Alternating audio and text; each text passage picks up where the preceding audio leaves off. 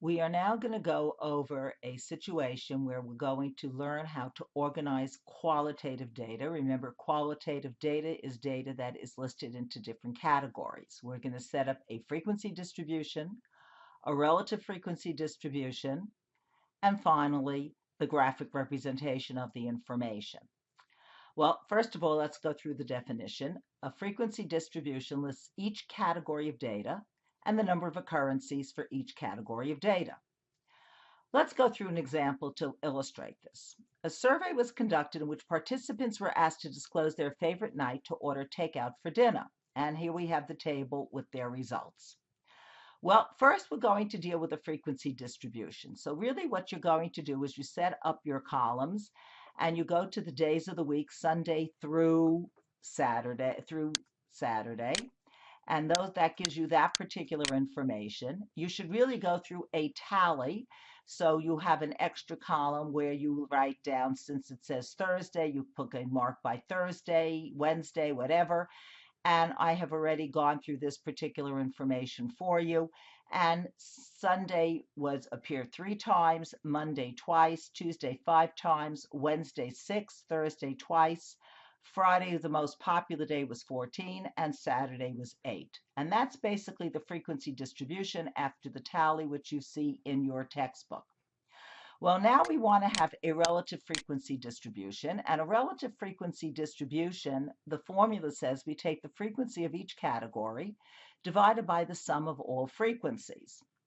Well, what is a frequency distribution? It really tells us what the percentage is. So in order to get the percentage, the first thing for each particular day, the very first thing we have to determine based upon the formula is the sum of all the frequencies. So how do we do that? We have lowercase n because we took a sample and we want to know how many people participated in the survey. What is the survey size or the sample size? So we have lowercase n. We go to the auto sum button, which gives us the sum of that particular column. We click on that and you notice it's going to take the sum of the frequency column, and we notice we have 40 participants. Now for relative frequency, we want to be able to create the formula. Every time we use a formula in Excel, we start with an equal button. And because we want to do this for 7 different days of the week, we only want to create the formula once. And since each one of the frequencies is divided by 40, in Excel, we want to be able to create a fixed cell. So in order to create a fixed cell on a PC, we're going to create F4. On a Mac, you use the the Windows button plus the letter T, I believe it is, or V, and you get the dollar signs. All right, so for this particular situation, for Sunday, we have 3 divided by the 40, and the 40 tells us we want that fixed, so we press the F4 button. Notice the dollar signs appear.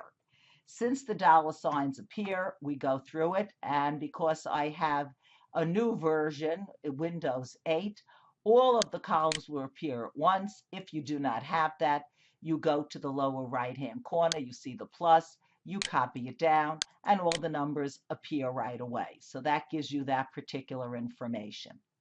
Now I want to be able to have the graphic representation. So the first thing I'm going to deal with is a frequency graph.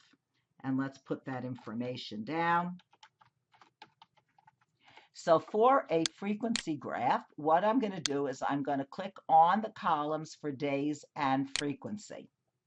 In order to do that, we're going to create a bar or a column graph. We go to Insert, and we have the recommended chart, which in this case is our bar graph.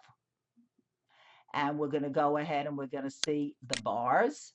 And I'd like it 3-dimensional. And there we have our frequency distribution.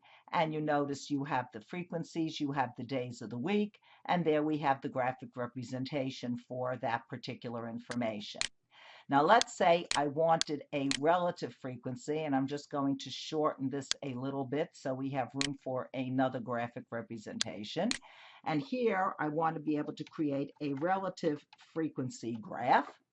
Well, for relative frequency, basically, I'm going to go through the same situation, except now we have the columns that are not next to one another. So in order to be able to make sure we have non-adjacent columns, and we want to be able, again, to highlight them, we go to the column that says day. We press on the control button at the same time that we have the day column highlighted. Then we go to the relative frequency column. And once those two columns are highlighted, we now can lift our finger off of the control button. Again, we go to insert.